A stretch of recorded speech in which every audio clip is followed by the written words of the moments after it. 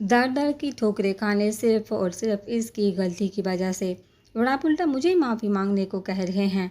हनान तप चुका था एहसन की बात पर। मनाल महम की वजह से नहीं गई इस घर से, वो तुम्हारी अपनी कोताहियों की वजह से छोड़ कर गई है तुम्हें, क्योंकि तुमने उसे कभी बीवी का दर्जा दिया ही नहीं।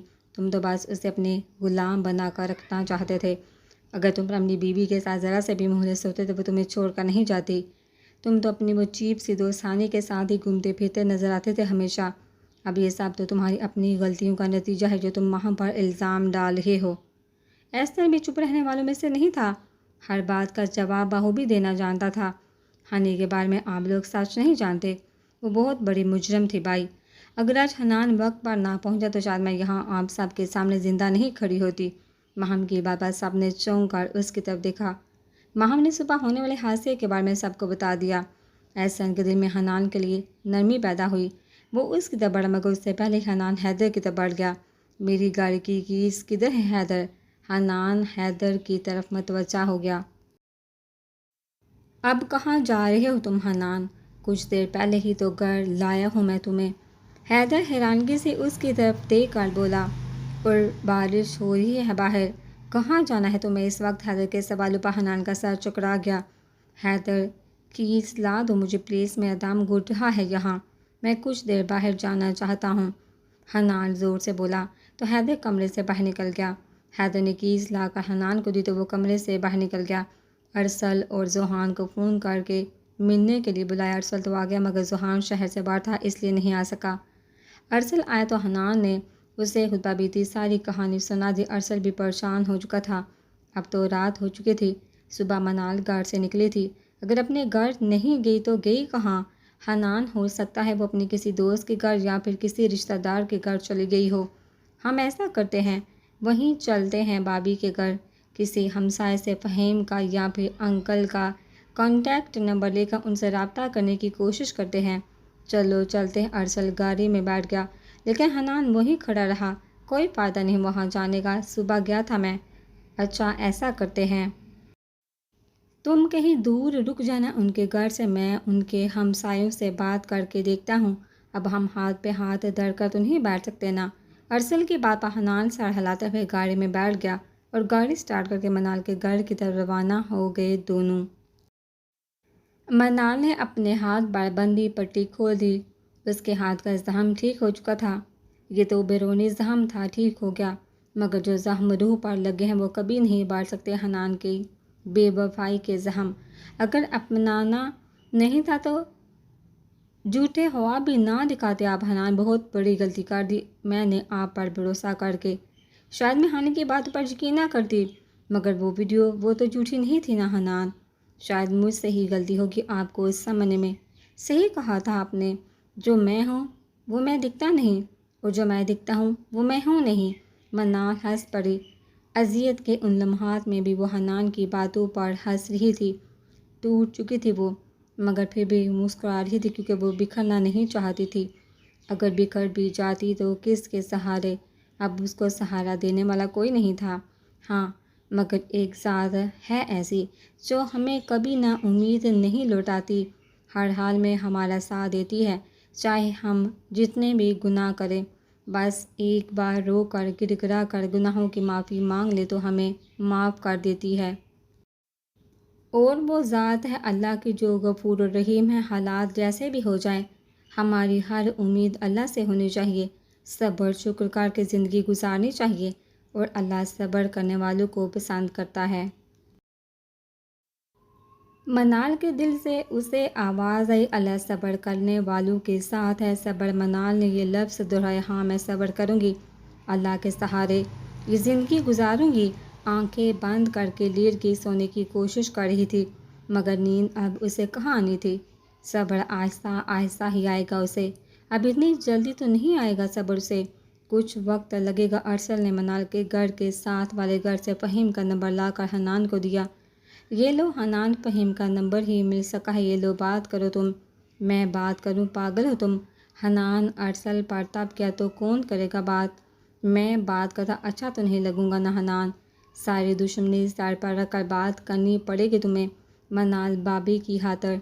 अरसल की बात पर हनान ने नंबर उसके हाथ से खींचने के अंदाज से पकड़ा और मुंह में डाल करने लग पड़ा। अरसल ने मुस्कुराते हुए कंधे उचका दिए।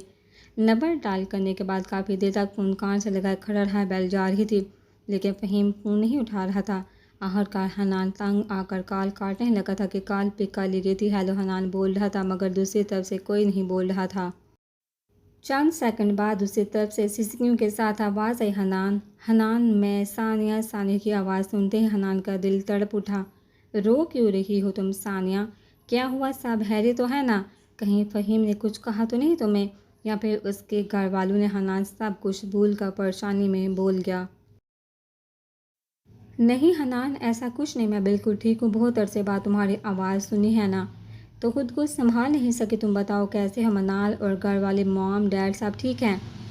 सानिया खुद को रिलैक्स करते हुए बोली, हाँ बाकी सब तो ठीक है सानिया, बस एक प्रॉब्लम है, वो ये कि मनाल घर छोड़कर चली गई है। तो मैं यही पूछना चाहता था कि मनाल तुम लोगों के साथ तो नहीं, मगर जब घर गया तो तुम लोग वहाँ थे ही नहीं। नहीं हनान, मनाल हमारे साथ तो नहीं, हम कहीं और शिफ्ट हो चुके हैं। मगर ये सब कैसे हो गया हनान? मनाल ने ऐसा क्यों किया? हर सानिया भी परेशान हो चुकी थी। ये सब बातें फ़ोन पर नहीं हो सकती। तुम फ़हीम के साथ मिलने आ जाओ या फिर मुझे बताओ एड्रेस, मैं आ जाता हूँ। हनान और अरसल सानिया की बताई गई जगह पर पहुँच चुके थे। चंद मिनट बाद सानिया फ़हीम के साथ वहाँ पहुँची। फ़हीम के चेहरे पर तासुरात कुछ अच्छे नहीं थे। कहाँ है मनाल? फ़हीम आते ही बोल पड़ा। अगर मुझे पता होता तो मैं यहाँ क्यों होता? हनान माथे पर बल डालते हुए बोला। तुम्हारी जिम्मेदारी थी मेरी बहन हनान। सिर्फ निकाह करने शोहर बन जाना काफ़ी नहीं होता, और भी फ़राइज़ होते हैं शोहर के। अपनी बीवी का मुहाफ़िज़ होता है शोहर, और तुम अपनी बीवी की हिफाजत भी नहीं कर सके। फ़हीम नॉन स्टॉप बोलता चला गया। मुझे मेरी बहन वापस चाहिए। जैसे ही मनाल मिल गई मैं उसे वापस ले जाऊंगा घर, और तुमसे खुला दिलवाऊंगा उसे। हनान कड़वे तेवर लिए उसकी तरफ बढ़ा और फ़हीम को गिरबान से पकड़ लिया। दोबारा ऐसी बात मत कहना, बहनोई हूँ इसीलिए लिहाज कर रहा हूँ, वरना भी ज़मीन में गाड़ देता। मनाल सिर्फ मेरी है, सिर्फ मेरी, उसे मुझसे कोई जुदा नहीं कर सकता। अरसल और सानिया जल्दी से आगे बढ़े। हनान छोड़ो फ़हीम को। अरसल ने छुड़वाने की कोशिश की मगर हनान की गिरफ्त मजबूत थी। बहुत जल्दी ढूंढ लूँगा मैं उसे, मुझे तुम्हारी मदद की कोई ज़रूरत नहीं। आई एम सॉरी सानिया, तुम्हें और तुम्हारे शोहर को इस वक्त तकलीफ़ दी। जा सकते हो तुम लोग। हनान उसका गिरबान छोड़ते हुए बोला। ये क्या बदतमीज़ी थी हनान? ये वक्त लड़ने झगड़ने का नहीं, एक दूसरे का साथ देने का है। हनान को बाजू से खींचते हुए अरसल ने उसे जाने से रोका। क्या कहा? बदतमीज़ी मैं कर रहा हूँ? अरसल तुम मेरे साथ हो या फ़हीम के? हनान उल्टा उस पर ताब किया। लड़ाई मैंने शुरू नहीं की, इसने शुरू की है। देखो हनान, इस वक्त सब परेशान हैं, तुम भी परेशान हो, फ़हीम भी परेशान है। मनाल अगर तुम्हारी बीवी है तो फ़हीम की भी बहन है। तुम दोनों इस वक्त परेशान हो। फ़हीम जज्बाती हो गया था। क्या हो गया यार, अगर कुछ कह भी दिया इसने तुम्हें तो वो सिर्फ मनाल का भाई नहीं, तुम्हारा बहनोई भी है। माज़रत करो फ़हीम। और फ़हीम नहीं, फ़हीम भाई बोलो। अरसल की बात पर हनान ने बवें उचकाते हुए अरसल की तरफ देखा। सॉरी, मैं बोलूँ? जी मैं तुमसे ही कह रहा हूँ। हनान की नज़र आंसू बहाती सानिया पर पड़ी तो वो गहरे सांस लेते हुए फ़हीम के लिए बड़ा। आई एम सॉरी फ़हीम, मेरा मतलब है फ़हीम भाई। अरसल के गूंगे पर उसने जुमला मुकम्मल किया। आई एम सॉरी टू, मैं जज्बात में कुछ ज़्यादा ही बोल गया। मुझे अंदाज़ा हो चुका है तुम्हें मनाल की फ़िक्र है। जो शख्स अपनी बहन के सामने बीवी की मोहब्बत में बहनों का गिरबान पकड़ सकता है, वो अपनी बीवी से सच्ची मोहब्बत करता है। आखिरी जुमला फ़हीम मुस्कुराते हुए बोला तो हनान ने आगे बढ़कर फ़हीम की शर्ट ठीक की और मुस्कुरा दिया। सानिया और अरसल भी मुस्कुरा दिए। It's okay Hanan. अरसल ने उसे गले से लगा लिया। अब ये बताओ करना क्या है? फ़हीम उसे खुद से अलग करते हुए बोला। हम यहाँ इसलिए आए थे कि शायद मनाल का कुछ पता चल सके। आपके कोई और रिलेटिव्स, कहीं मनाल किसी रिलेटिव के घर या अपने किसी दोस्त के घर चली गई हो? नहीं हनान, हमारे यहाँ कोई रिश्तेदार नहीं, और मनाल के पास एक ही दोस्त थी, वो भी अब यहाँ से कहीं और शिफ्ट हो चुके हैं। और शादी के बाद मनाल को उससे कोई रब्ता नहीं हो सका। लेकिन हनान, ऐसा हुआ क्या तुम दोनों के दरमियान जो मनाल ने इतना बड़ा कदम उठा लिया? सानिया जब से आई थी अब बोली थी। हनान ने पेज निकाल कर सानिया की तरफ बढ़ा दिया और वीडियो प्ले करके फ़ोन भी बढ़ा दिया। सानिया ने पढ़कर फ़हीम की तरफ बढ़ा दिया। दोनों नासमझी से फ़हीम की तरफ देखने लग पड़ी। ये सब किया दर माहम मुहानी का है और एक गलती मुझसे हुई जो मैं माहम के कमरे में चला गया। यही गलती मेरे गले का फंदा बांध गई और मेरी खुशियों को निगल गया। हनान का लहजा दर्द बड़ा था। फ़हीम ने उसके कंधे पर हाथ रखा। तुम परेशान मत हो हनान, हम सब तुम्हारे साथ हैं, मिलकर ढूंढ लेंगे हम मनाल को। तुम अपनी तरफ से कोशिश करो, मैं अपनी तरफ से मनाल को तलाश करता हूँ। मनाल जितनी तुम्हें अजीज़ है उतनी ही मुझे भी। मैं तुम्हारे साथ हूँ, जब भी मेरी ज़रूरत महसूस हो याद कर लेना बस अपने भाई को। अब हम चलते हैं घर पर, किसी को बता कर नहीं आए हम। अगर अभी घर नहीं गए तो कहीं अम्मा और बाबा परेशान ना हो जाएं। ठीक है। हनान ने फ़हीम को गले लगा कर खुदा हाफिज़ कहा और सानिया की तरफ बढ़ा। मेरी दुआ है कि तुम हमेशा खुश रहो, तुम्हारा लाइफ पार्टनर बहुत अच्छा है, तुम्हारी चॉइस बेस्ट है। सानिया ने आगे बढ़कर अपने इकलौते भाई को गले से लगा लिया। और मेरी भी दुआ है कि तुम्हें मनाल जल्द अज जल्द मिल जाए, आमीन कहकर मुस्कुराते हुए सानिया उससे अलग होते हुए गाड़ी की तरफ बढ़ गई। फ़हीम पहले ही गाड़ी में बैठ चुका था। अब क्या करना है हनान? उनके जाते ही अरसल परेशानी से हनान की तरफ बढ़ा। तुम घर जाओ अरसल, मैं घर नहीं जा सकता। जब मैं घर जाता हूँ मुझे मनाल नज़र नहीं आती घर में, और माहम जब जब उसको देखता हूँ मेरा दिल करता है जान से मार दूँ उसे। हनान सब्र से काम लो, अगर इसी तरह चलता रहा तो तुम पागल हो जाओगे। खुद को संभालो और हिम्मत से काम लो। इस तरह तो कभी नहीं ढूंढ सकते तुम मनाल को।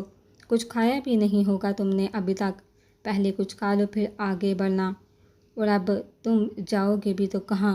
हर जगह देख चुके हो तुम, अब तो सुबह होने वाली है। चलो मेरे साथ मेरे घर, कुछ खा लो, घर ना जाओ मेरी तरफ चलो। अरसल उसे ज़बरदस्ती गाड़ी में बैठा दिया।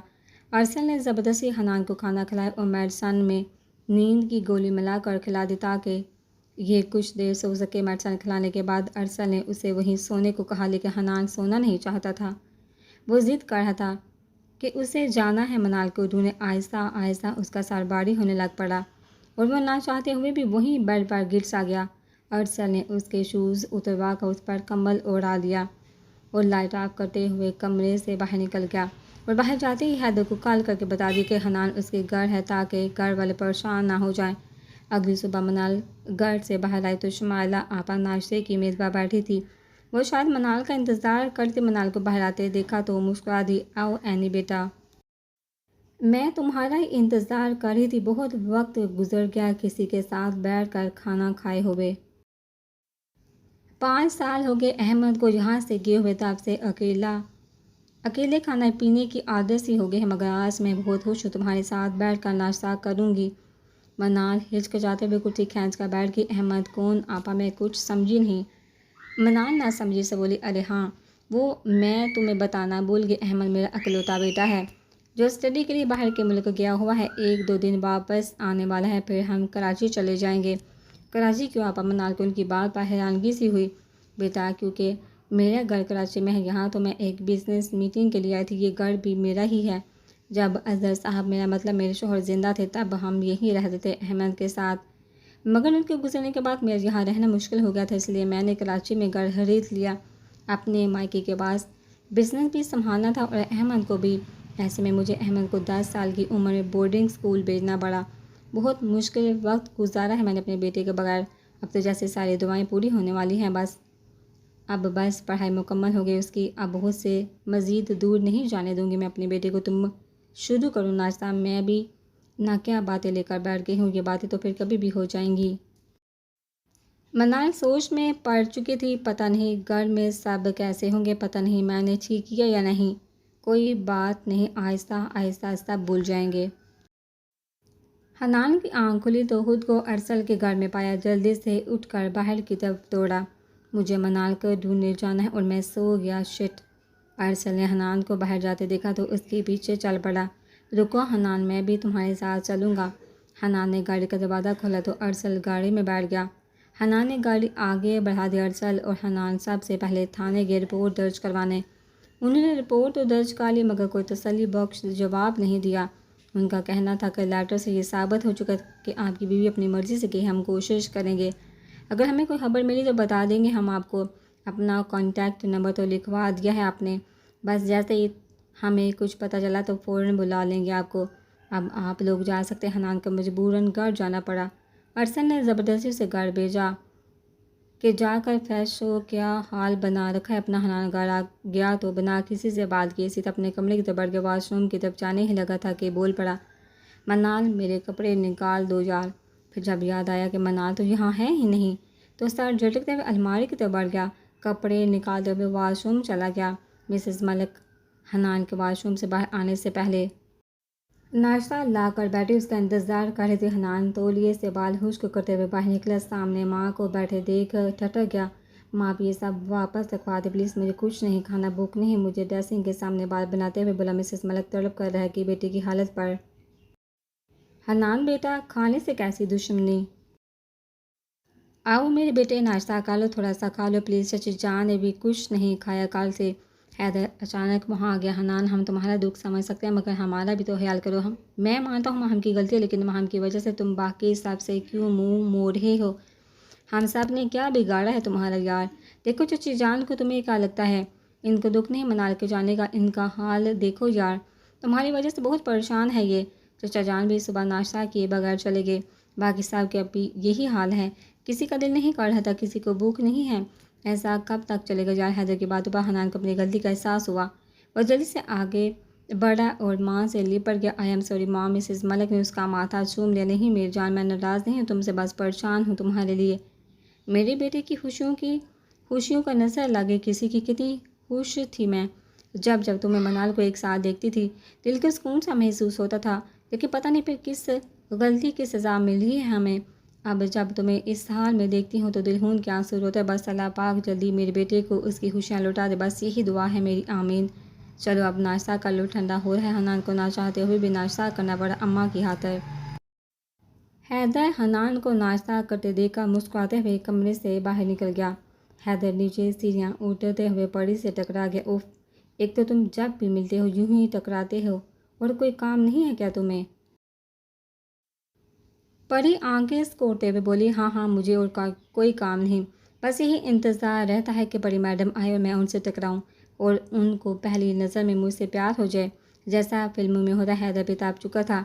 ओरली तो फिर हुआ क्या। परी गाल पर हाथ रखते हुए मासूम सा चेहरा बनाते हुए बोले। क्या हैदर को उसकी ये अदा बहुत बार दिल ही दिल में मुस्कुरा दिया। परी की उस अंदाज पर वही लव एट फर्स्ट साइट कहकर परी ने ऊपर की तरफ दौड़ लगा दी मगर भाग ना सकी। हैदर ने उसे बाजू से खींच कर वापस अपने सामने किया। अगर मैं कह दूँ हो गया है तो। हैदर के उस जवाब पर परी के तो हाथ पाँव फूल गए। तो क्या मुझे जाने दो, मैं आंटी से मिलने आई थी। परी अपना बाजू छुड़वाने की कोशिश करने लग पड़ी मगर हैदर ने बहुत मजबूती से उसका बाजू थाम रखा था। हैदर मेरा बाजू छोड़ो, क्या मसला है। परी घबरा गई थी जबकि हैदर शौक निगाहों से मुस्कुराते हुए उसकी तरफ देख रहा था। अस्सलाम वालेकुम अंकल। परी ऊपर की तरफ देखते हुए बोली।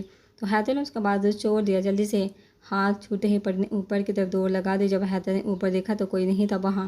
परी ऊपर खड़ी अंगूठा दिखा रही थी उसे। हैदर मुस्कुराते हुए बाल में हाथ फेरते हुए नीचे चला गया और परी ऊपर चली गई। परी कमरे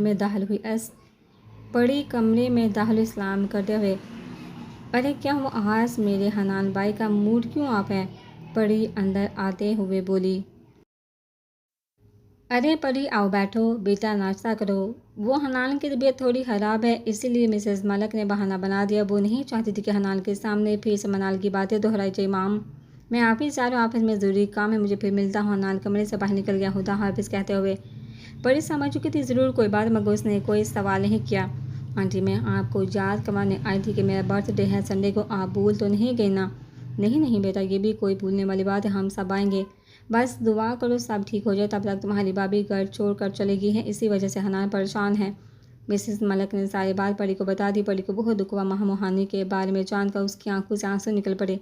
पता नहीं भाभी कहाँ होगी, किस हाल में होगी। हाँ बेटा, हम लोग भी कल से इसी परेशानी में हैं, पूरी रात नहीं सो सकी मैं, सारी रात मनाल के बारे में सोती रही मैं। मनाल ने बहुत जल्दबाजी की मुझसे बात करती, मैं समझाती हनान को मगर उसने बिना किसी से बात की ये सोचते हुए कि इसी में हनान की भलाई है ये कदम उठा लिया। अब बस यही दुआ है कि कोई मुझसा हो जाए और जल्दी से जल्द मनाल वापस आ जाए। आमीन। परी ने दिल में आमीन कहा। उसने हनान को दिल से अपना भाई माना हुआ था क्योंकि उसका कोई भाई नहीं था। हनान को उसने अपना भाई मान लिया था और बस यही बात है कि वह हनान को दुखी नहीं देख सकती थी। मैं चलती हूँ आंटी, मैं मम्मा को बता कर नहीं वो परेशान ना हो जाए कहीं, कहते हुए परी कमरे से निकल गई। नीचे गई तो अंदरूनी दरवाजे से बाहर निकलते हुए फिर से हैदर से टकरा गई। लगता है अब तुम करवा के ही छोड़ोगी लव, हैदर शरारत से मुस्कुराते हुए बोला, जबकि परी चुपचाप खड़ी आंसू बहा रही थी।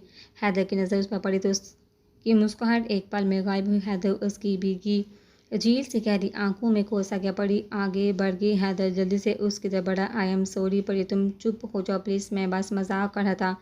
इट्स ओके, मैं तुम्हारी वजह से नहीं रो रही, वो तो बस मनाल भाभी का पता चला तो दुखी हो गई मैं। हैदर ने आगे बढ़कर उसके आंसू साफ किए। मैं भी यही चाहता हूँ कि मेरी वजह से कभी आंसू ना आए तुम्हारी आंखों में। परी घबरा कर पीछे हटी हैदर की उस हरकत पर। मैं चलती हूँ, देर हो रही है। रुको, हैदर ने आवाज़ दी तो परी रुक कर पलटी। आज के बाद कभी रोना मत, क्योंकि तुम रोते बिल्कुल बंदरिया लगती हो, कहकर हैदर ने दौड़ लगा दी, जबकि परी हंसते हुए बाहर की तरफ बढ़ गई। दरवाजे की ओर में छुप कर परी को मुस्कुराते देख हैदर भी मुस्कुरा दिया। तो इसे कहते हैं पहली नज़र में प्यार। हैदर बालों में हाथ फेरते हुए वापस मुड़ा तो उसके होश उड़ गए। पीछे उसकी मामा खड़ी थी। क्या हो रहा था ये सब? वो गुस्से से बोले तो हैदर को लगा जैसे अब तो बस फंस गया। आज नहीं बचता तू बेटा, कुछ नहीं मामा, कहते हुए हैदर ने जल्दी से अपने कमरे की तरफ दौड़ लगा दी, जबकि उसकी मामा मुस्कुरा दी। अच्छा तो मोहब्बत हो गई है जनाब को, करती हूँ बात। मलक साहब से मुस्कुराते हुए अंदर की तरफ बढ़ गया। हनान ऑफिस पहुंचा तो मलक साहब उसे ऑफिस में देखकर हैरान रह गए। हनान ने मीटिंग अटेंड की और अपने ऑफिस में आकर बैठ गया। मलक साहब भी वहीं आ गए। हनान आराम कर लेते, बेटा कुछ देर ऑफिस की फिक्र नहीं करो बेटा, मैं सब संभाल लूँगा, तुम मनाल को ढूंढो। मलक साहब से भी बेटे की हालत देखी नहीं जा रही थी। It's okay dad, meeting attend करना भी ज़रूरी था, समझ नहीं आ रहा मनाल गई तो कहाँ गई। आसमान खा गया या ज़मीन निकल गई, हर जगह तलाश कर लिया मैंने मगर कुछ पता नहीं चल सका। परेशान मत हो, अल्लाह पर भरोसा रखो, सब ठीक हो जाएगा। मनाल को घर से गए हुए आज 3 दिन हो चुके थे मगर कुछ पता नहीं चल सका था। हैदर और महम परी की बर्थडे पार्टी में आए हुए थे। मिसेस मलिक ने ज़बरदस्ती उन दोनों को भेज दिया था। हैदर तो खुशी खुशी तैयार हो गए मगर महम बेदिली से वहाँ बैठी थी। कुछ देर बाद परी उनके पास आई। हैदर की तो आंखें खुली रह गई। वाइल्ड फ्रॉक में बड़ी वाकई परी लग रही थी। महम ने खुले दिल से उसकी तारीफ़ की, जबकि परी मुंतज़र थी कि हैदर भी उसकी तारीफ़ में कुछ बोले। जबकि हैदर कान से फ़ोन लगाए दूसरी तरफ चला गया। वो बज़ाहिर फ़ोन पर मसरूफ़ ज़ाहिर कर रहा था खुद को मगर दूर से भी उसकी नज़रें परी पर ही जमी थी। परी ने उसकी तरफ देखा तो वो दूसरी तरफ देखने लग पड़ा। परी मायूस होते हुए स्टेज की तरफ चली गई। हैदर ने परी को जाते देखा तो मुस्कुराते हुए वापस अपनी सीट पर आ गए। खुशगवार माहौल में परी ने सब की विशेष और क्लैपिंग के साथ केक काटा। सब ने गिफ्ट्स दिए। उससे पहले कि खाने का दौर चलता, परी के पापा ने सबको अपनी तरफ मतवज्जा किया। आज मेरे लिए बहुत खुशी का दिन है। आज मेरी बेटी परी 22 साल की हो चुकी है। मुझे आज भी वो दिन याद है जब परी को मैंने पहली बार अपने बाजू में उठाया था। सोचा नहीं था वक्त इतनी तेज़ी से गुजरेगा। बेटियां तो होती ही पराई हैं, ये बात मैं भूल चुका था। तो आते हैं असल बात की। तब आज परी के सालगिरह के मौके को खुशगवार बनाने के लिए आज एक और खुशखबरी सुनाना चाहता हूँ मैं आप सबको। आज मेरी बेटी का निकाह भी है अपने चचा जाद कज़न फरहान से। तो वेलकम करे सब मेरे दामाद का।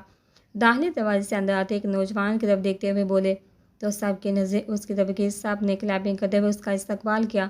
फरहान चलता हुआ स्टेज पर पहुंचा, परी के सामने घुटनों के बल बैठ गया और रिंग उसकी तरफ बढ़ाई। Will be mine. परी ने इल्तिजाइया नज़रों से बाप की तरफ देखा। उन्होंने परी को हाथ आगे बढ़ाने का इशारा किया। परी ने इल्तिजाइया नज़रों से हैदर की तरफ देखा। हैदर रुख मोड़ गया। परी ने हाथ आगे बढ़ाया तो फरहान ने उसे अपने नाम की अंगूठी पहना दी और उनका निकाह पर हाथ दिया कि वहाँ हैदर वहाँ ऐसे बैठे थे जैसे यहाँ है ही नहीं। ना तो उसमें यहाँ से जाने की हिम्मत रही थी और ना ही बैठने की। वो तेज़ी से वहाँ से उठा और बाहर की तरफ चल पड़ा। माँ भी उसके पीछे चल पड़ी। हैदर रुको, कहाँ जा रही हो, मुझे तो साथ ले जाओ। हैदर बिना महम की बात सुनने चलता गया और गेट से घर में दाखिल हो गया। बड़ी देख चुकी थी हैदर को उठ कर जाते हुए। एक आंसू उसकी पलकों से टूट कर उसकी हथेली पर गिर गया। उसने यहाँ पर आंसू साफ कर दिए। बड़ी जल्द की इंतहाओं पर थी। सब कुछ ना अचानक हुआ, वो कुछ बोल ही नहीं सकी। हैदर सीधा अपने कमरे में गया। दरवाज़ा ला करके अपने गले से टाई कैन का उतार कर ज़मीन पर फेंक दी और बेड पर गिर गया। अपनी पॉकेट से एक डिब्बा निकाली, सामने दीवार में दे मारी। उसमें से रिंग निकल कर सामने फर्श पर जा गिरी।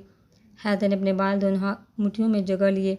वो भी जब की इंतहा पर था। उसकी मोहब्बत उसकी आंखों के सामने किसी और की हो गई और वो कुछ भी ना कर सका।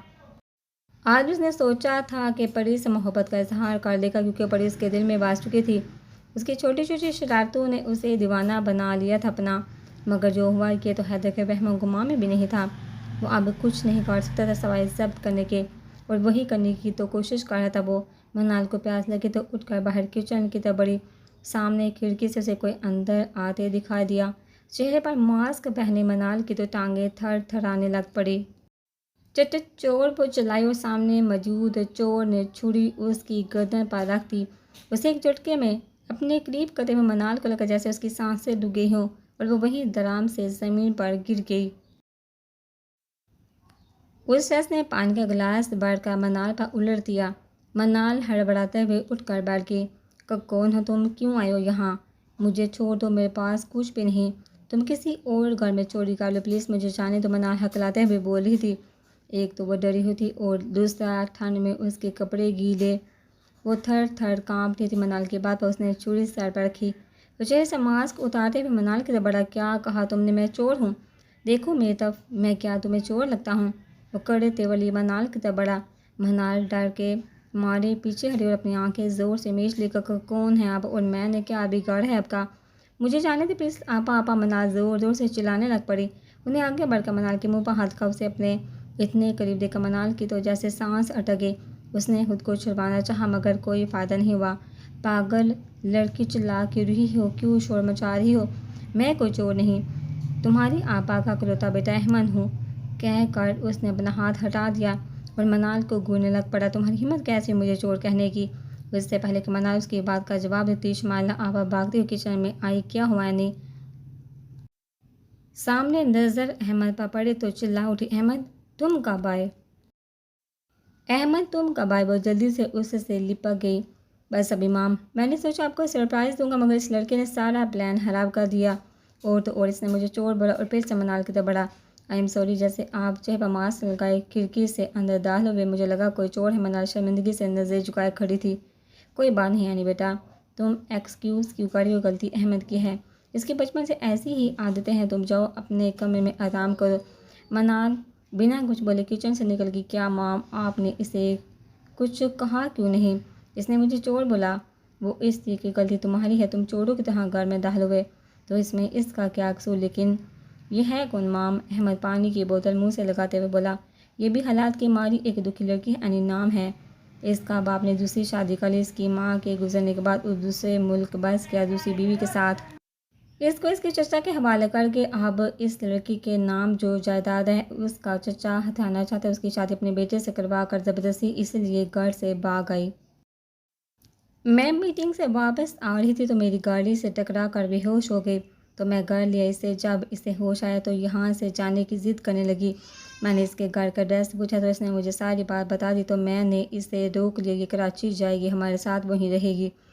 वाह ग्रेट मामा, मुझे लगता है आपने सबका ठेका उठा रखा है। बिना तस्दीक किए किसी को अपने साथ घर ले आती हैं। आपने तस्दीक करवाई इसके बारे में? ज़रूरी नहीं हमें जो नज़र आ रहा है वो ही सच हो। नहीं, तस्दीक तो नहीं करवाई मैंने, मुझे याद ही नहीं रहा। वैसे मैं सुबह इससे पूछूंगी इसके घर के एड्रेस के बारे में, फिर देखते। मुझे नहीं लगता ये झूठ बोलेगी। बहुत दुखी लग रही है मुझे। तुम ऐसे ही शक कर ही हो, छोड़ो ये सब। आओ खाना खाओ, मैं खाना लगाती हूँ। अहमद सोच में बढ़ गया। मुझे तो कोई और बात लग रही है, पता लगाना पड़ेगा। ऐसे बिना तस्दीक के हम इस लड़की को साथ लेकर नहीं जा सकते। मनाल कमरे में आई, दरवाज़ा बंद करके अपने बैग में से हनान की तस्वीर सीने से लगाकर रो दी। हनान, क्यों किया आपने ऐसा? आप तो कह रहे थे कि आप सिर्फ मेरे हैं, फिर क्यों बेवफाई की आपने मेरे साथ? मुझे बहुत डर लगता है दूसरों की नज़र से। मैं डर गई थी आज पूरी ज़िंदगी कैसे कटेगी। मनाल हनान की तस्वीर सीने से लगाए आंसू बहाते बहाते जब थक गई तो सो गई। हनान अभी थका हारा बाहर से घर आया तो स्टडी में अचानक उसकी नज़र हाली फ्रेम पर पड़ी। वह फ्रेम उतार कर देखने लग पड़ा। उसमें तो मेरी तस्वीर थी। वो कहाँ गई? फिर खुद ही अपने सवाल पर मुस्कुरा दी। मनाल, अगर तुम समझती हो कि मेरी एक तस्वीर के सहारे ज़िंदगी गुजार दोगी तो ये गलत फहमी है तुम्हारी। तुम जितनी मर्जी कोशिश कर लो, मेरी यादें तुम्हारे पीछा नहीं छोड़ेंगी। जब तक मेरी सांसें बाकी हैं मैं तुम्हें तलाश करता रहूँगा, चाहे पूरी ज़िंदगी क्यों ना गुजर जाए। काश मनाल तुम मुझ पर यकीन कर लेती। एक बार बात तो करती मुझसे, मुझसे नाराज़ हो जाती, मुझसे गिला करती, मगर मेरे सामने रहती, मुझसे दूर ना जाती। आकर देख लो एक बार, मलक हनान टूट चुका है। हाँ, टूट चुका हूँ मैं, बिखर चुका हूँ मैं। नहीं बर्दाश्त हो रही तुम्हारी जुदाई मुझसे। आखिर क्यों क्यों मनाल, क्यों किया तुमने ऐसा? मैं तुम्हें कभी माफ़ नहीं करूँगा, कभी नहीं। हनान अपने बाल मुट्ठी में जकड़ते हुए दर्द को ज़ब्त करने की कोशिश कर रहा था। गाड़ी की चाबी उठाए फिर से घर से बाहर निकल गया। हनान सुबह घर वापस आया। सारी रात सड़कों पर गाड़ी दौड़ाता रहा। सुबह घर वापस आया तो कमरा बंद करके लेट गया। पड़ी सुबह सुबह यहाँ आ गई। अस्सलाम वालेकुम, सबको सलाम करते हुए अंदर दाखिल। सब नाश्ते की टेबल पर मौजूद थे। परी ने मिठाई मिसेस मलिक को थमा दी। बहुत बहुत मुबारक बेटा, तुम्हें निकाह के मुझे बताया था कल रात। माँ हमने महूद आने वाली से लेकर देखो तुम आ गई। मिसेस मलिक मुस्कुराते हुए बड़ी के सर पर हाथ फेरते हुए बोली, आओ बैठो पड़ी, नाश्ता करो। माँ हमने ज़बरदस्ती उसे अपने साथ वाली कुर्सी पर बैठा दिया। माँ हमने एक नज़र सब की तरफ देखा। उसकी नज़र जैसे जिसे तलाश करे तो वो यहाँ नहीं था। नहीं माँ, मैं नाश्ता करके आई हूँ घर से। मैंने सोचा मिठाई दे आऊँ, पहले कल रात तुम दोनों खाना खाए बगैर ही वहाँ से चले। हाँ यार, पता नहीं है तेरे को क्या होगा, तो ये कल रात अचानक वहाँ से उठकर चल पड़ा। उसको जाते देखा तो मैं भी चल पड़ी। अब मैं किसके साथ आती फिर कर वापस? मैं चलती हूँ, फिर कभी आऊँगी। परी ने वहाँ से निकलने का बहाना बनाया, लेकिन माँ हमने उसे रोक लिया। बैठ जाओ यार, जब भी आती हो जल्दी में होती हो। परी ना चाहते हो फिर भी बैठ गई। परी यहाँ से जाना चाहती थी, वो हैदर का सामना नहीं करना चाहती थी, लेकिन माहम ने उसे ज़बरदस्ती बिठा लिया। माहम और परी बातों में मसरूफ़ थी। तभी हैदर सलाम करते हुए नाश्ता करने बैठ गया। उसने परी की तरफ देखा नहीं, चुपचाप नाश्ता करने में मसरूफ़ हो गया। पानी पकड़ाना माँ, बाकी के अल्फाज उसके मुंह में ही रह गए। माहम के साथ जब उसने परी को बैठे देखा तो हाथ वापस खींच लिया उसने। परी ने जाग उसकी तरफ बढ़ा दी, मगर हैदर टिश्यू से हाथ साफ करते वो वहाँ से उठकर बाहर की तरफ बढ़ गया। परी ने उसकी बेरहमी महसूस कर ली थी। महम अपने फ़ोन पर लगी थी, बाकी सभी नाश्ता करके जा चुके थे। परी महम ने आवाज़ दी तो परी होश में आई। जी जल्दी से बोली, लिखवाओ अपना नंबर। परी, कहाँ गुम हो गई हो? महम मुस्कुराते हुए बोली तो परी ने अपना नंबर लिखवा दिया उसे। चलो आओ बाहर चलते हैं, धूप निकल आई होगी। महम परी को साथ लिए बाहर की तरफ बढ़ गई। ओ परी तुम चलो, मैं हैंड फ्री लेकर आ रही हूँ। महम अंदर वापस चली गई, जबकि बड़ी बहन लॉन की तरफ बढ़ गई। परी ने सामने हैदर को बैठे देखा तो वापस मुड़ गई। क्या देखने आयो यहाँ? मैं जिंदा हूँ या मर गया हूँ? हैदर की आवाज़ पर परी ने पलट कर उसकी तरफ देखा। अल्लाह ना करे तुम्हें कुछ हो, कैसी बातें कर हो तुम हैदर? पागल हो गए क्या? हाँ हो चुका हूँ मैं पागल, इससे पहले कि मैं अपने हवास खो तो चली जाओ तुम यहाँ से, और कोशिश करना कि दोबारा मेरे सामने मत आना। हैदर बहुत हिम्मत करके ये अल्फाज बोल पाया था।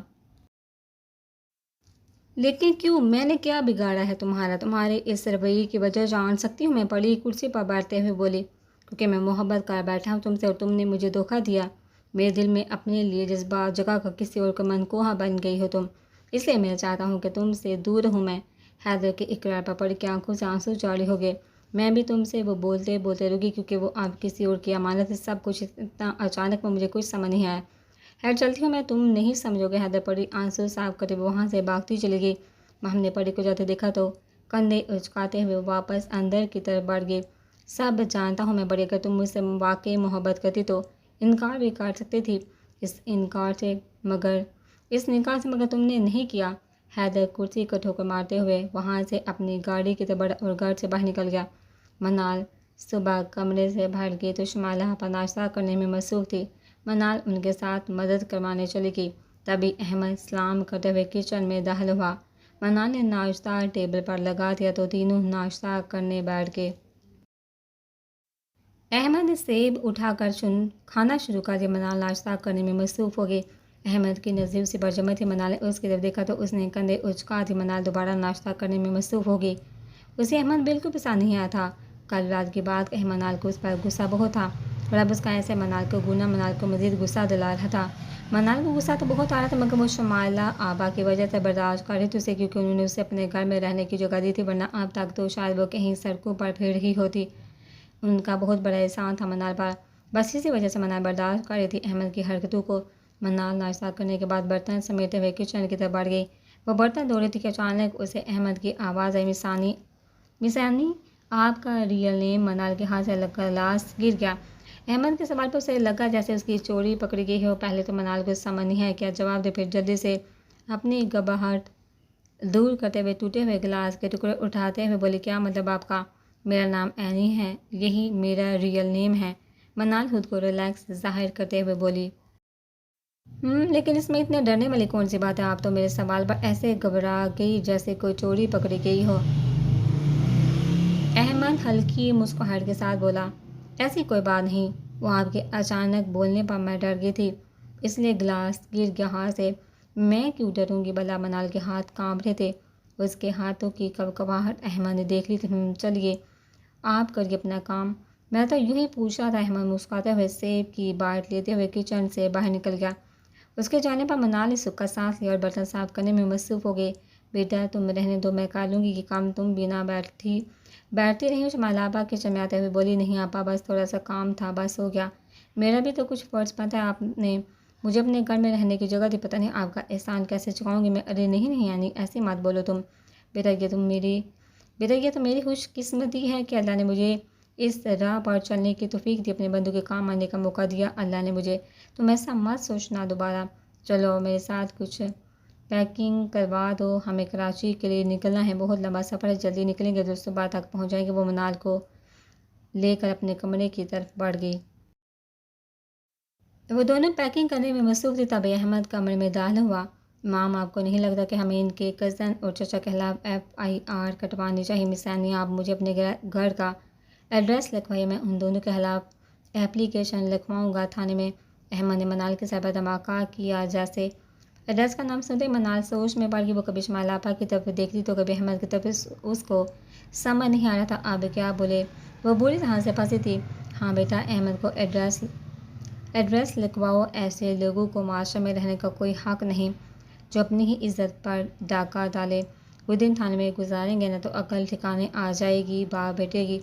मनाल के हाथ पाँव कांप रहे थे। अहमद बहुत तजस्सुस से देख रहा था मनाल की तरफ, जैसा वो समझ रहा था कि ये लड़की झूठ पूरी। मनाल के कांपते हाथ पैर देख उसे अंदाज़ा हो चुका था। नहीं शुमाइला आपा, मुझे कोई FIR नहीं कटवानी उनके खिलाफ। अगर उनके खिलाफ FIR दर्ज करवाई मैंने तो मेरे पापा तक खबर पहुंचाएगी। वह पहले ही मरीज़ और ये सदमा बर्दाश्त नहीं कर पाएंगे। मनाल रोते हुए बोलते, अगर आप लोग मुझे नहीं साथ रख सकते तो बता दें, मैं कहीं और रहने का इंतज़ाम कर लूँगी अपना। मैं नहीं चाहती कि मैं आप पर बोझ बन कर रहूँ। शुमाइला आपा ने अहमद को घूरा और मनाल को गले से लगा लिया। नहीं बेटा, ऐसा मत बोलो। तुम जैसा चाहोगी हम वैसा ही करेंगे। तुम अब मेरे साथ ही रहोगी जब तक तुम खुद वापस ना जाना चाहो। हूँ तो मेरा अंदाज़ा बिल्कुल दुरुस्त है कि मोहतरमा झूठ बोल रही हैं। वेल, आज तो बच के, लेकिन आहर कब तक? मैं इस बात के तह तक पहुँच कर रहूँगा। मोहतरमा खुद अपने मुँह से बताएंगे सब सच। बहुत जल्दी अहमद मुस्कुराते हुए कमरे से बाहर निकल कर मनाल ने अल्लाह का शुक्र अदा किया कि शुमाइला आपा को उसकी बात पर यकीन आ गया। वो दिल ही दिल में शर्मिंदा भी थी।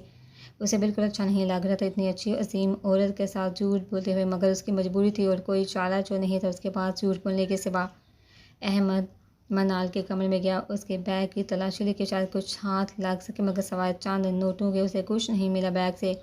वह भी बैग रख कर पलटा ही था कि पीछे मनाल खड़े थे। अहमद उसे देखकर घबरा गया, लेकिन जल्दी ही खुद को कंपोज करते हुए बोला, वो गलती से आपका बैग नीचे गिर गया था, मुझसे वही उठाकर वापस रख रहा था मैं, कोई बात नहीं। मनाल ने मुख्तसर जवाब दिया। अहमद कमरे से बाहर निकल गया। मनाल जल्दी से अपने बैग की तरफ बड़ी उसमें हनाल की तस्वीर ढूंढने, लेकिन उससे तस्वीर नहीं मिली।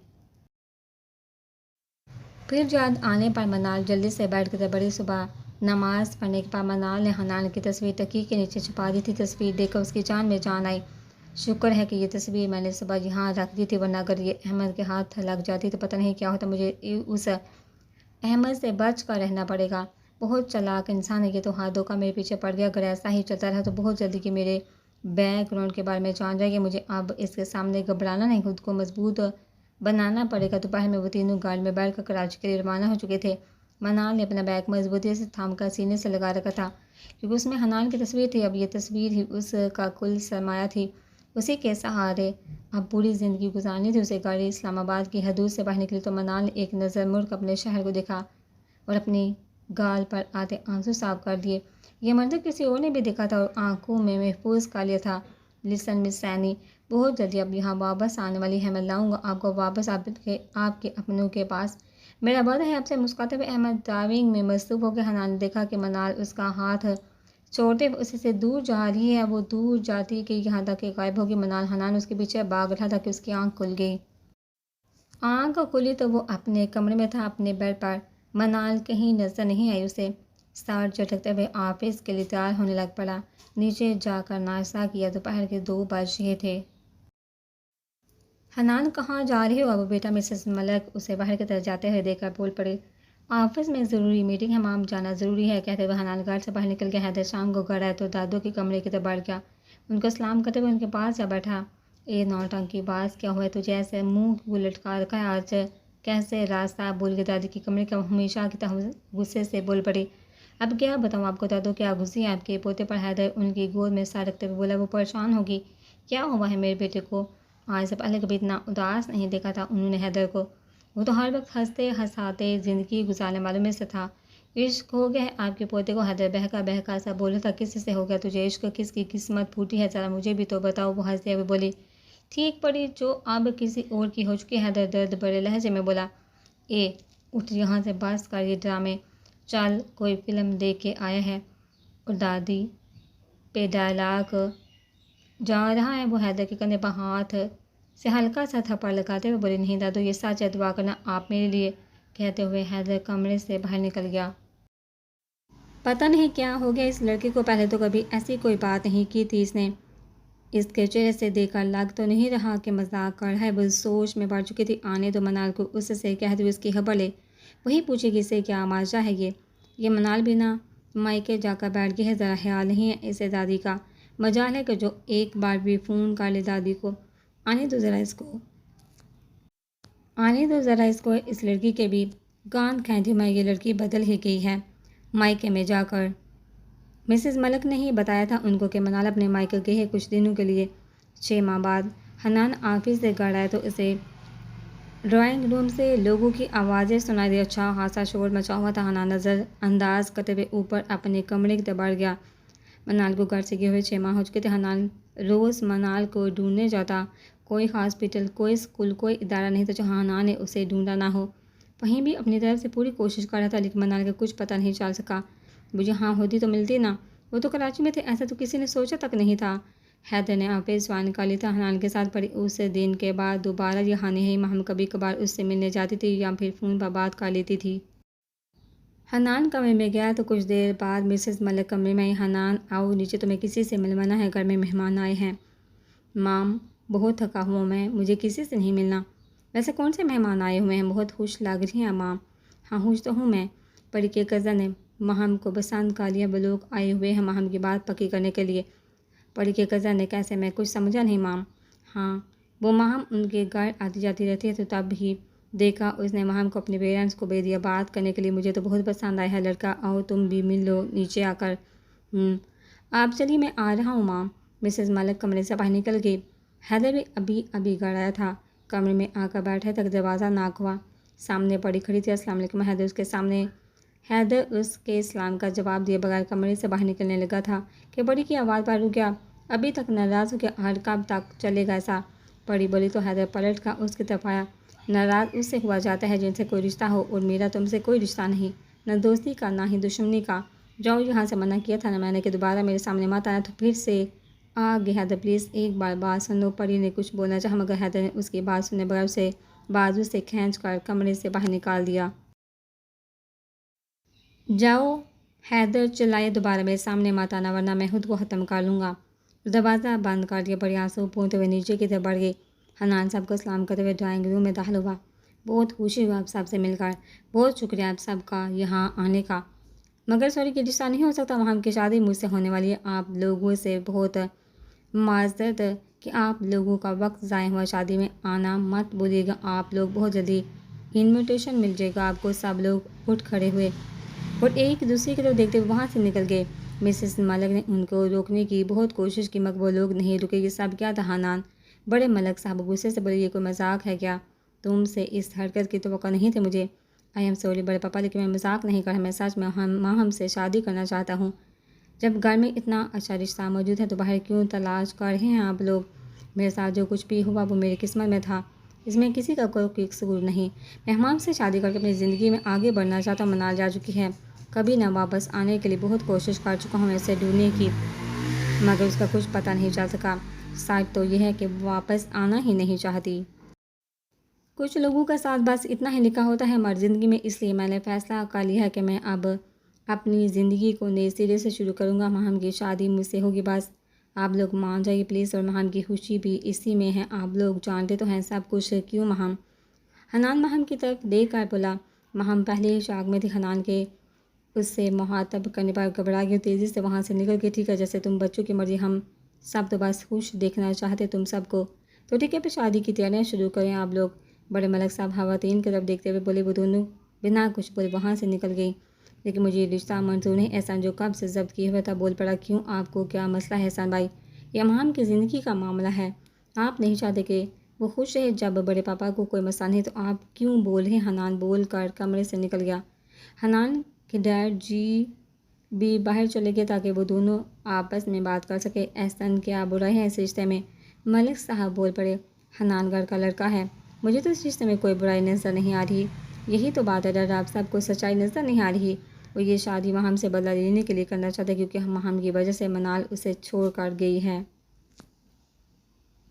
उसको बदला लेने में हमारी महम से और कुछ नहीं, उसे महम से कोई हमदर्दी नहीं। डैड बस झूठ बोल है अब सबसे। आप लोग समझने की कोशिश करें, आप लोग क्या समझ रहे हैं? 6 माह गुजर गए हैं तो वो मनाल को ढूंढना छोड़ चुका है। नहीं डैड, आप भी मनाल की तलाश में हैं। उसे तब तक रहेगा जब तक उसे मनाल मिल नहीं जाती।